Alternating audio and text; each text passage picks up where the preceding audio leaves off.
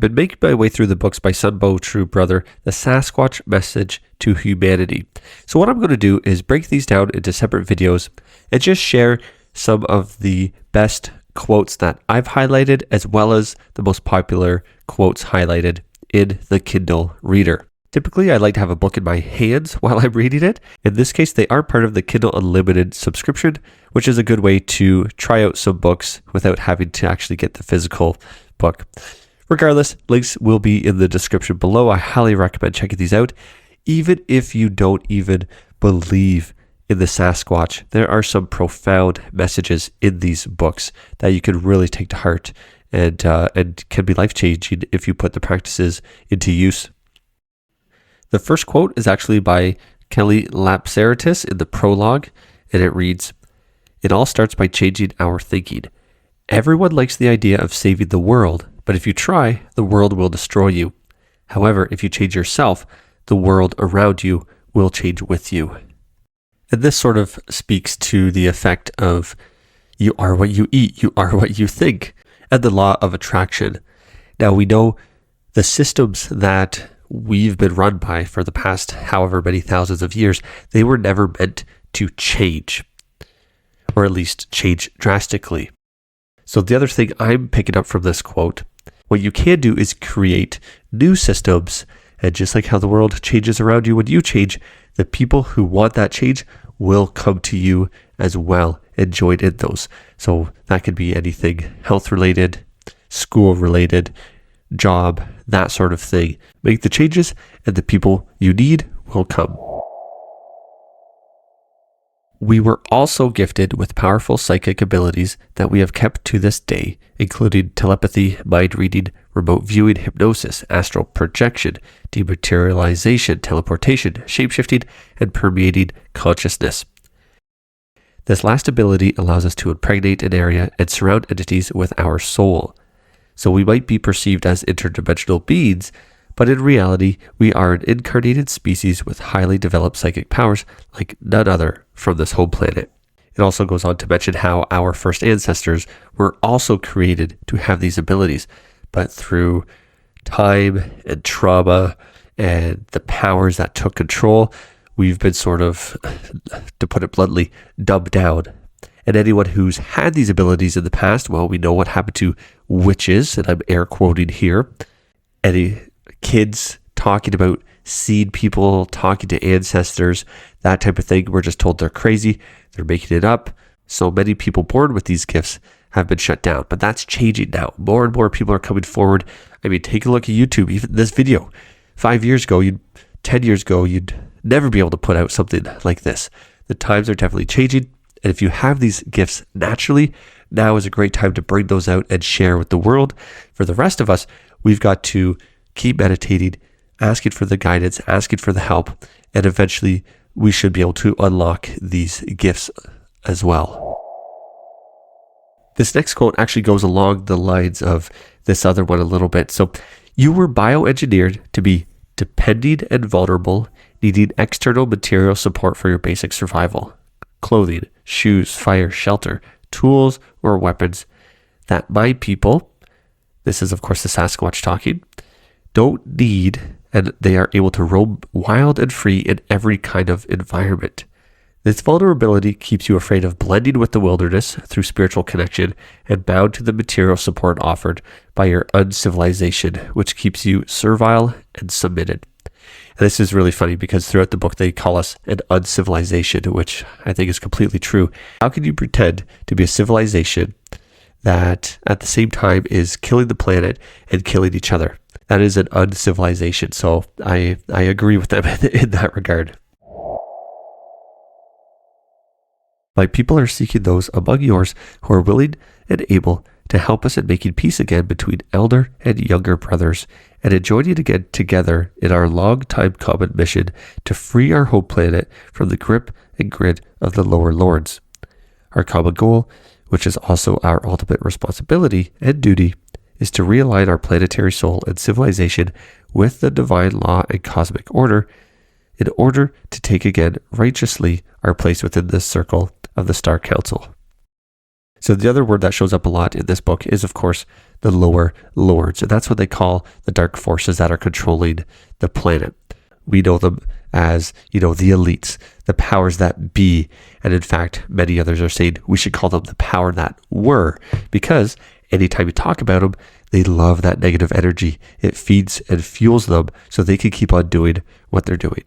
But this is a good quote as well, because it shows that we're all connected. There's universal laws, divine laws at play, and they've got some things to work out on their end as well. So that's why they're here, helping to influence the earth and humanity to wake up, to work together, because their agenda, of course, as well, is to ascend and be able to get into these roles on the Star Council, where they don't have to be the guardians and the gatekeepers of Earth, because we've come together, we're able to take on that task ourselves.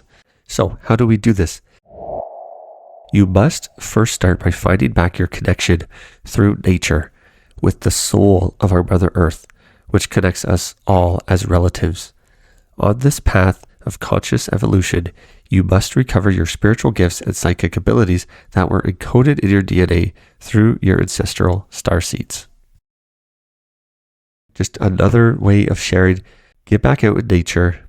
Spend some time connecting with nature, the plants, the animals, the birds, and the bees, and work on your spiritual gifts and psychic abilities that we all have, that are encoded deep in our DNA, that were shut off a long time ago. Use these for the betterment of the earth and humanity itself. Earlier, I mentioned about how creating new systems is going to be better than trying to change the old systems. This next quote dives a little deeper into that. You must deprive the lower lords of their power over you and withdraw your support in all forms to their enslaving system. Recover the sovereignty of your soul. Redesign your ways of self-governance through your spiritual circles aligned with the divine law and order. So what is that telling us? Stop falling for the same systems, the medical, financial, educational, the working system. It's all been designed to enslave us, make us rely on the government and the politicians and the people pulling the puppet strings behind the show. And we could redesign our life. We could redesign the world and what that looks like by getting together in a community with like-minded people. And as I mentioned, creating those new systems. The greatest intelligence is the intelligence of the heart, seat of the soul and strongest source of magnetism in our beings. It allows telepathic communications on the etheric level, as well as astral projection and real empathy. Through the heart, we can feel what other beings feel and know natural compassion. Telepathic connection is not through the mind, but through the soul. And this goes into a lot of what witnesses say when dealing with Sasquatch and even our star brother and sisters out there.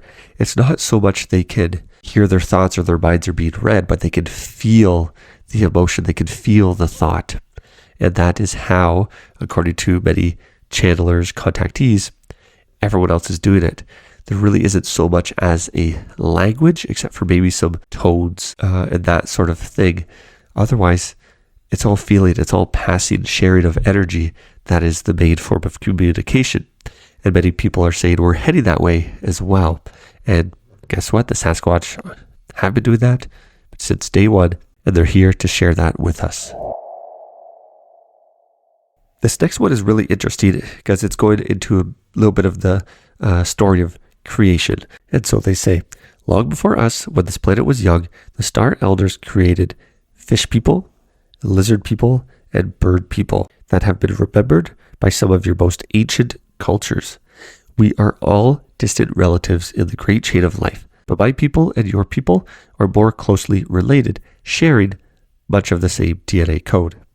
So this one is great because it's another reminder that we're all connected, we're all related, and there is so much we don't know about this planet that's been lost or purposely hidden from us from the current structures that have power over the planet.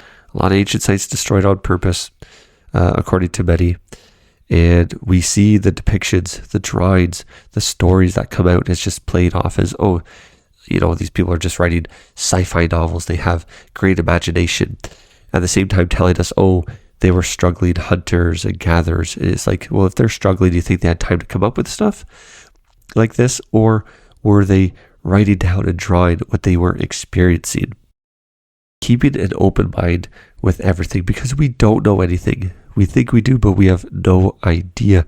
Even the stories of Atlantis, those talking about Lemuria, for example, or the land of Mu, that existed 1 million years ago.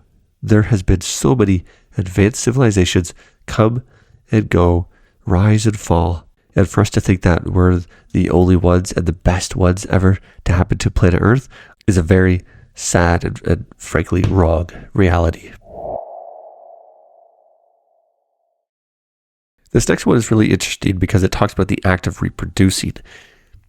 The act of reproducing without this consciousness, as you are pressured to do by the lower lords, can give an odd result and allow any soul to incarnate, some who can be unrelated or not helping your individual and collective evolution.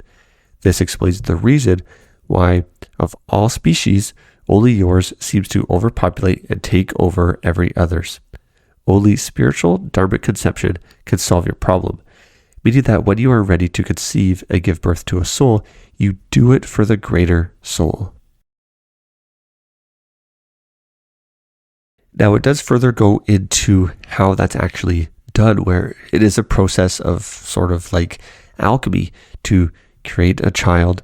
And some may even say this is how Jesus's or Yeshua's parents did this. If she truly was a virgin, they were able to alchemize this baby in her womb, and they knew exactly the soul that would incarnate into that child. And they're saying this is how they do it. They choose the soul that's going to be into their babies, and that's how we used to do it until lower lords took control, and essentially we are reproducing like wild animals, essentially, and overtaking others. And if we want something, we take it, and which is why there's so many dark souls on the planet, because any soul is able to incarnate into that baby. Now, I don't necessarily believe this. However, they are saying, be mindful. If you're doing the action, you're doing the deed to bring life into this world, to do it for the right reasons, and be conscious of that to ensure you're bringing only good intentioned, beautiful souls that are here for the greater soul. And that will be of the idea of serving others rather than serving self. Your people and my people are also star people, not only by our DNA star seeds, but also by our souls. What makes a species star people is their ability to bridge worlds through interspecies soul relations. So again, pointing to the fact that we are all related, we are all one. We are not here by random or by accident or some crazy evolutionary scale. And it's important to recognize that we are not the only living species in the entire universe. That's just insane that people would believe that, whether you believe in God or not, or the source creator, whatever name you want to give that energy, that consciousness. It's time we frankly get over ourselves, realize life is out there, and let's have a conversation with them. Say, how can we help each other grow, ascend, expand, get along, and stop the nonsense, this crazy game here on planet Earth, so we can have a balanced world where the entire world could be a community helping one another out. Now, I hear a lot, especially online, well, why don't these aliens, these ETs, the star people, why don't they just come and land and fix all of our problems? Well, we are a planet of free will. We have our own evolution to go through. And this quote says it perfectly. Our star elders will not intervene if you cause your own annihilation, as it has happened on other planets before, but they certainly wish for a better outcome to this long evolutionary experiment of spiritual consciousness on Earth, and will offer all the help you are willing to receive. So, for the skeptics out there saying, where are they? Why don't they just land and show themselves? Well, number one, you have a military, especially the dark military, who are shooting at these things every time they enter the sky. That doesn't make the news. We know what's happening. Plenty of whistleblowers are speaking to this. Secondly, if the majority of the earth doesn't even agree or believe that they exist, then why would they come to offer help when it would be completely unbelievable and they know the media would even spin it saying they're here to invade, they're not here to help us. And many people would still believe that because we're in this fear mentality rather than welcoming them with open arms and allowing to receive the wisdom and the knowledge that they would be able to provide us. However, individually, you can ask for the guidance. Open yourself up to accept and receive the information, and it will come to you. It may not be directly from who you expect or in a very direct way, but over time, it'll take some work, especially like me, if you're starting from scratch and not really at a young age, it's going to take some work to undo a lot of the programming. If you're younger, you're already at more of an advantage because as these energies are coming to Earth, our bodies are changing to keep up with that. So in a nutshell, open yourself up, ask for the guidance, ask for the help, and receive it. Thank you so much for sticking around this video, taking a quick look through book 1 of the Sasquatch Message to Humanity at the top quotes and highlights. In a nutshell, you could probably highlight every single word, line, and paragraph in this book. It is just chock full of great information and guidance. And I think it'll get you really excited on where we're heading and the potential that you have as a human and the true change you can create through your thoughts, words, actions, and the love that you send out and receive. Thanks again for watching, and I'll see you on the next video where I cover the top quotes and highlights from book number 2.